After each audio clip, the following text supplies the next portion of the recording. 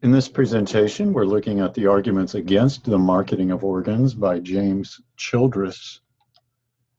And Childress begins with some statistics that are relevant just to give us more of a background as we consider this issue of organ donation and having money for people who donate. About 29,000 people a year receive organ transplants.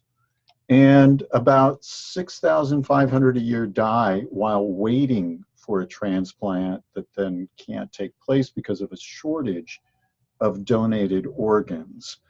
Those statistics are somewhat dated and on a trajectory of increasing. So it's more likely that that number is about 7,000 people die waiting for transplants each year.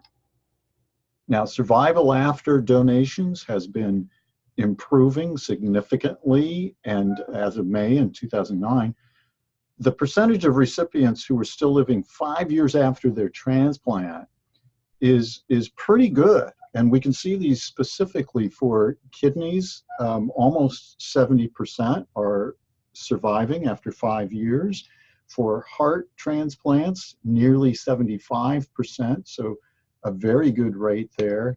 For liver transplants, again, pretty strong with nearly 74% survival after 5 years. And for lungs, not quite as good, but we do see more than half, about 54%, survive after 5 years of receiving the transplant. Now, keep in mind, these people who receive transplants were in dire need of this organ before they had the transplant. So they were in really bad shape and most likely would have died very soon if they had not received the transplant. But you can see this at pretty good rates. So our process of transplantation is pretty good. We're getting better and better. Survival rates are continuing to improve. You can see on this chart here, the waiting list is in gray over time. It continues to increase with over 100,000 people waiting for an organ. You can see that the transplants, however, have tapered off or rather plateaued some. And in 2009, 28,000 plus a bit were receiving transplants. And then you see on the bottom the number of donors, which again has somewhat plateaued at about 14,600. And you might, if you are looking at these numbers, have a question, wait a minute, there are more transplants than donors. And that's because, of course, for some donors, cadaveric donors, you can harvest more than one organ and perform more than one transplant. We talked about the distinction between moral principles and legal principles earlier, and that they do not overlap entirely. So something might be moral but illegal, or immoral but legal, etc. And an immediate concession of Childress is that buying or selling organs is not always morally wrong. So in some cases, Childress allows that buying and selling organs might be morally permissible. So on the moral side, he does not go through the details on when and why and how it might be morally permissible, but he says this concession that it might be. Instead, though, he's focusing on the public policy side, the legal side of whether we should allow the transplant of organs for monetary gain for those who are donating. He argues that we have really strong reasons not to allow the marketing of organs, not to allow the commodification of organs, as a term that he often uses, from the living or from cadavers, either one. And he provides three different reasons not to allow commodification. One is based in justice. If you recall, Burroughs considered a reason not to allow commodification based in justice. So Burroughs acknowledged that this might be a potential problem Childress thinks it is a very significant problem, and that one immediate result, if there were general permission for buying and selling organs, is that the exchanges themselves would be unfair. They would be unfair because the wealthy would be the recipients and the organs would come from the poor, those more likely to need or desire money from donating. Now, Childress says with government regulations, a clearinghouse of sorts, something like that, these concerns about justice could possibly be overcome. However, there is that lingering concern. It's hard to overcome the idea that those who are going to donate are more likely to be those who are poor. Wealthy would not have that monetary motivation to donate. Now, on the flip side, Childress considers reasons why we might allow the commodification of organs. And he argues that the best argument on that other side is for allowing marketing is based on utilitarian principles. So he says, look, the reasons anyone might provide for allowing buying and selling of organs are based on just utility, promoting the greatest happiness for the greatest number.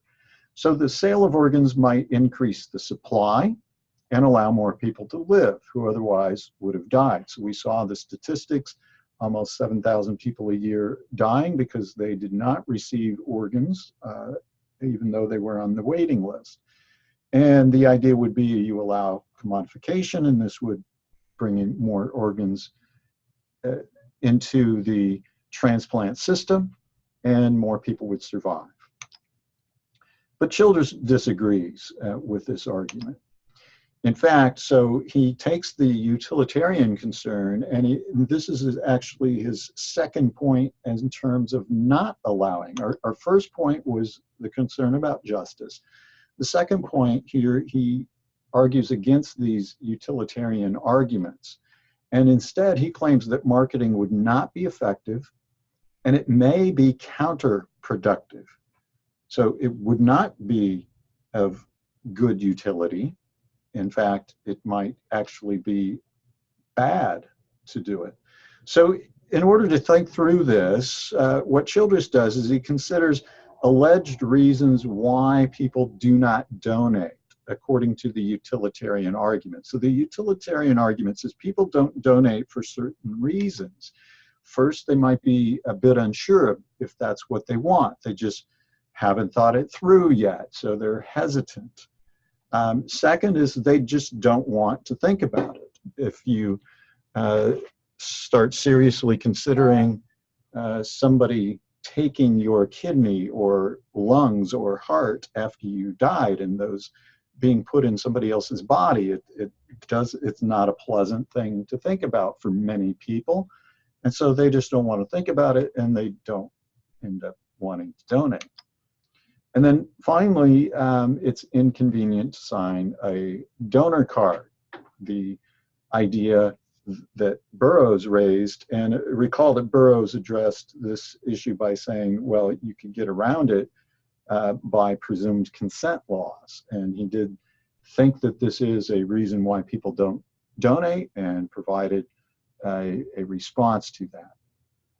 Now those, according to Childress, are the alleged reasons people don't donate, the ones that are used in a utilitarian argument for donation. On the flip side, why people do not donate, Childress looks at research, at statistics, and he says the actual reasons people do not donate are different from the ones that the utilitarian argument points to. And so what the actual reasons, one of them is fears that their organs would be taken before they died due to being declared dead prematurely. So the idea here is that somebody might be afraid that, well, they're a donor and maybe they've been in an accident, and there are people waiting for organ transplants, and so somebody thinks, well, this person's probably not going to make it. Let's just declare them dead and go ahead so we can get those organs. Another concern would be that fears of having one's death hastened by those anxious to get the organs. Here it's a little different. It's not just declaring somebody dead prematurely, it's actually causing a death so that the organs could be transplanted, maybe thinking about timing and the need to get those organs quickly. And so nefarious people might even cause the death by maybe by not providing support or maybe by doing something actively. And those are the actual concerns that people have, says Childress, and those fears would intensify if there was money involved. And so both of those fears, the idea of somebody being willing to pay money, you know, and somebody there is there with a lot of money saying, you know, get me those organs, that might intensify the fear.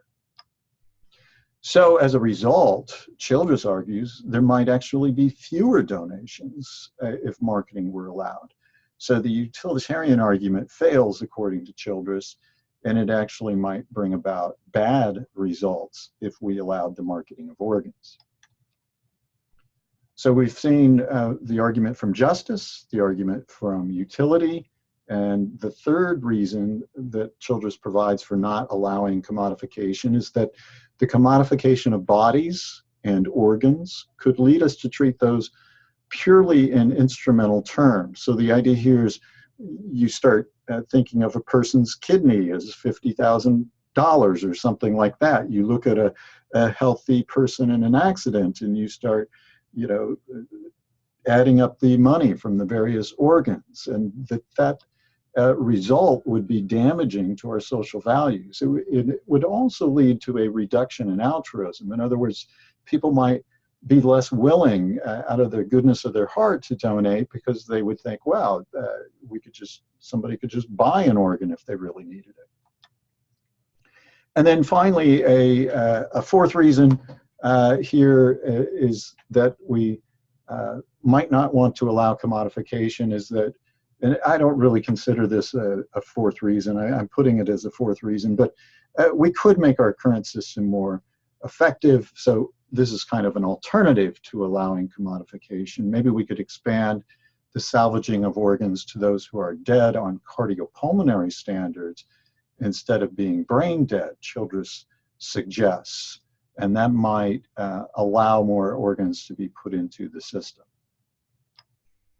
Maybe another possibility that he suggests, again, as an alternative here, is that a demonstration of gratitude by those who are donors. So have society contribute up to $1,000 toward funeral expenses for those who donate organs. It would not necessarily cover a funeral, but it would be a token of gratitude. In conclusion, Childress' view is that the social risk of commodification, the way that we would start to look at people and organs would be problematic. The potential for coercion, for hastening somebody's death or declaring a death too soon, the potential for exploitation are just simply too great to allow the marketing of organs. So as a public policy, Childress says we should not do it. Now, what criticisms might be raised? Well, here's a question. Are there any problems with children making the suggestion to use cardiopulmonary standards to determine death? That should just be CP there. Cardiopulmonary standards to determine death. Any problems with that? Well, wait a minute. What did he say about the fears and the reasons people don't donate? Wouldn't that increase fears already identified as problematic? In other words, when somebody's declared dead on cardiopulmonary standards, well, maybe they could be revived and survive just fine if CPR were given. And one of the fears was that you would hasten somebody's death or declare somebody dead too soon. Well, this would simply encourage people to declare somebody dead too soon. It seems like that might be a problem. And then second, are utilitarian concerns the best ones or the only ones provided by those in favor of marketing, such as Burroughs. So Childress suggests that utility arguments, those that say this is going to be good, that's the best and the only argument that those who are for the marketing of organs provide. Is that the case? And the answer is no, right? For Burroughs, his main argument, and the first argument, was simply autonomy and politically libertarian grounds allow people to do what they want to do. And both people, if they both are willingly participating in the process, then we should let them do it. So Childress doesn't really address that. He may have good arguments against it, but it doesn't seem to be one that he is fully engaged in.